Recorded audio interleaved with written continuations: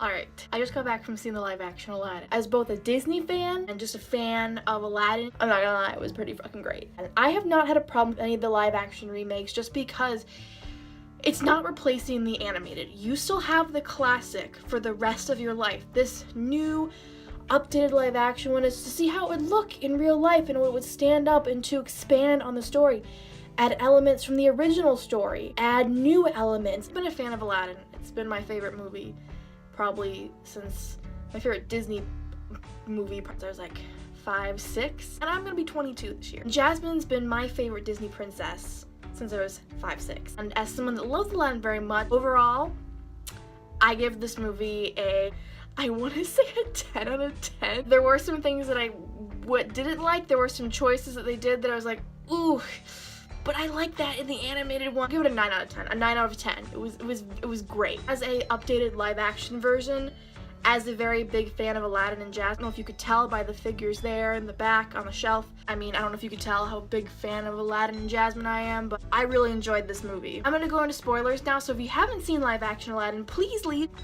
Alright, if you stick around, you've probably seen Aladdin. As the movie started and opened, it opened on a ship with Will Smith's character, and I was like, where is this going? And then it is Will Smith telling the story, or Will Smith as the genie telling the story of Aladdin, and I really liked that. Start to hear Will Smith sing Arabian Nights, and that's when the big ass smile appeared on my face. I'm like, oh yeah, this is already good. And you see, like, it's moving through the city of Agrabah. You see Aladdin with a boo, you see the Sultan, you see Jasmine. Oh my god.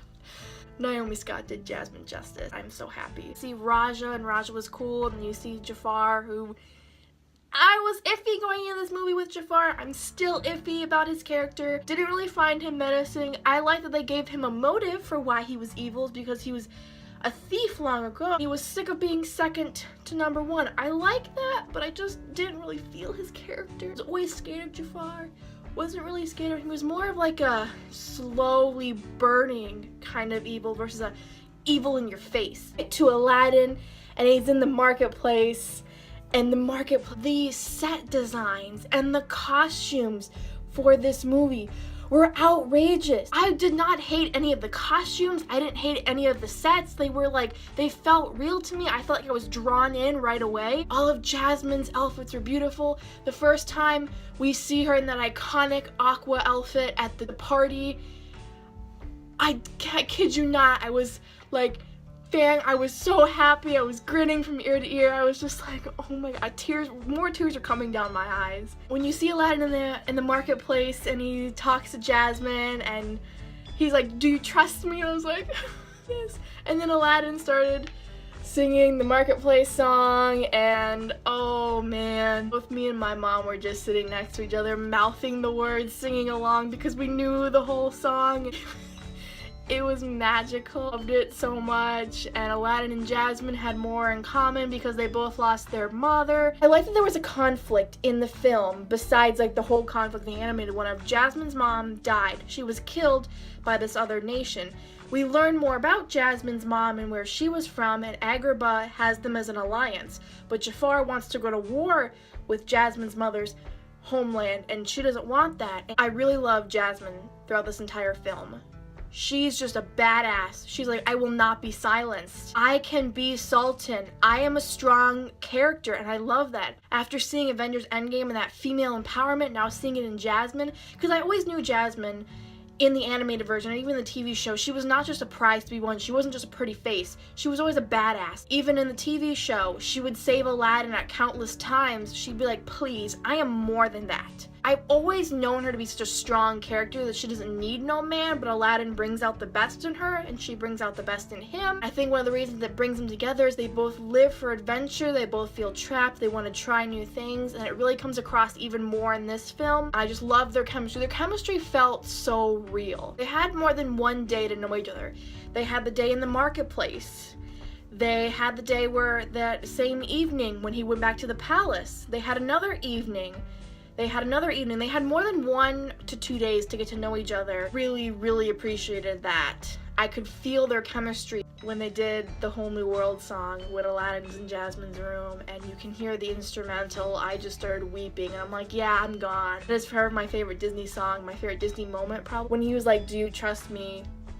And she said yes.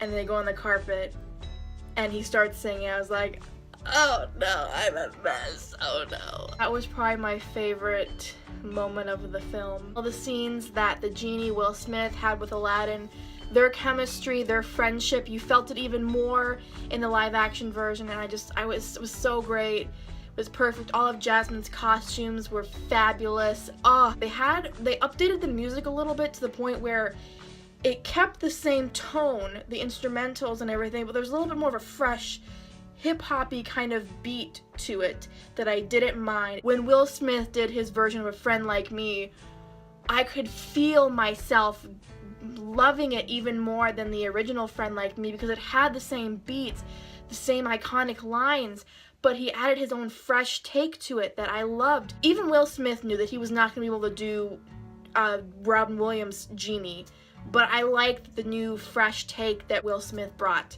to the genie. It was different, it was unique, it played his own twist on it.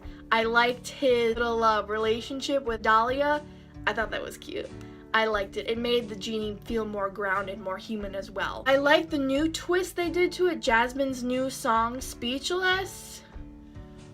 Oh, it was everything. It was so great. Like, I was crying. I do have things that I didn't like about it that I do want to talk about because as an Aladdin fan, you can't help but kind of compare them a little bit, which I don't want to do, but I have to.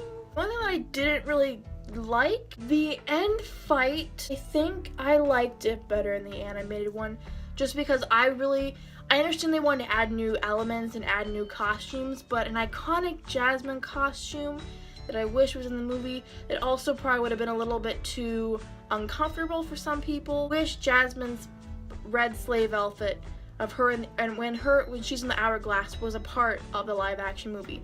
I really liked that part in the movie, but it would also kind of take away from Jasmine's whole you can't silence me kind of storyline going on in this film, so that's why they probably didn't do it. I also wish they would have turned Jafar into a snake, just because like I felt he didn't really take over as much as he did in the animated one. I guess it all stems back to the fact that I didn't really find Jafar menacing. So that's my only gripe, is probably I didn't really care for Jafar. End battle was different. Like, I liked that Iago became like became like the replacement for the snake. But Jafar is more of a snake than a bird, but yet he didn't act like much of a snake in the live action movie, so it kind of wouldn't really work. But anyway, thank you guys for watching. I will see you with another video very, very soon. Love you guys. Bye.